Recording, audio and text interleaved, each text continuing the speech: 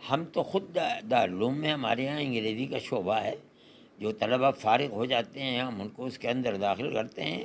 Computer کا شعبہ ہے، ظاہر ہے کہ کمپیوٹر بھی عام طریقے پر انگریزی ہی میں چلتا ہے.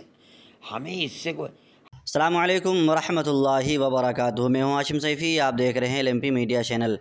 ناظرین کرام، حال ہی میں دارالعلوم دیوبند میں ایک اعلان جاری ہوا جس میں کہا گیا تھا کہ دارالعلوم میں رہتے ہوئے کوئی طالب علم دیگر زبانیں نہیں سیکھ سکتے، یعنی انگلش وغیرہ سے دور رہنا ہوگا. اگر کوئی طالب علم ایسا کرتا ہوا پکڑا گیا تو مدرسے سے اس کا اخراج ہو جائے گا.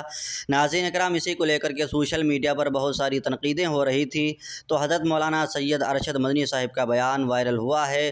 ملٹ ٹائم کی طرف سے ریکارڈ کیا گیا تھا. میں آپ حضرات کو سناتا ہوں. ناظرین اکرام، پہلے بیان سن لیں، اس کے بعد میں کوئی تبصرہ کریں. جزاکم اللہ. السلام علیکم ورحمۃ اللہ وبرکاتہ.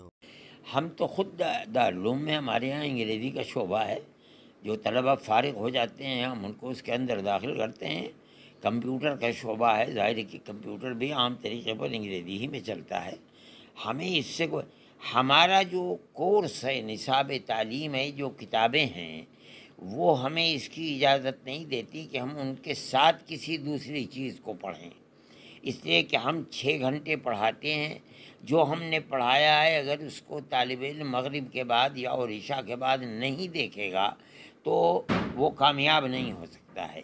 اس لیے ہم نے یہ کہا کہ آپ پڑھنے کے بعد چاہیں انجینئر بنیں، ڈاکٹر بنیں اور ایڈوکیٹ بنیں، جو آپ کا جی چاہے بنیں، لیکن ہمارے یہاں پڑھتے ہوئے آپ جو ہم پڑھاتے ہیں اس کی طرف توجہ نہ دے کر کے کچھ اور پڑھیں. دارالعلوم اس کی اجازت نہیں دیتا ہے.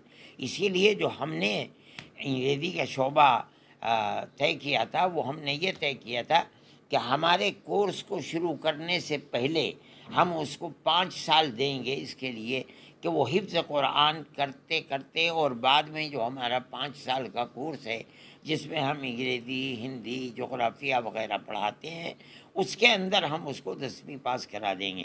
جس دن سے عربی تعلیم شروع ہوگی ہم کوئی چیز نہیں پڑھاتے. اب یہ لوگ آ گئے ہیں، دوسرے لوگ، انہوں نے یہاں سینٹر قائم کر دیے گئے ہیں. وہ طلبہ سے فیس بھی لیتے ہیں اور پڑھاتے ہیں. نتیجہ اس کا یہ ہوگا کہ طالب علم ہماری تعلیم کو نہیں پڑھے گا، ان کی طرف توجہ کرے گا.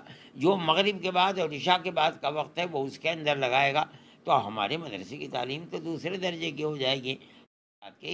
پڑھنے کے بعد جو جی چاہے کرو، ہمارے یہاں داخلہ لے لو، ہم تمہیں انگریزی پڑھائیں گے، یا تم کسی اسکول میں جا کر کے داخلہ لو.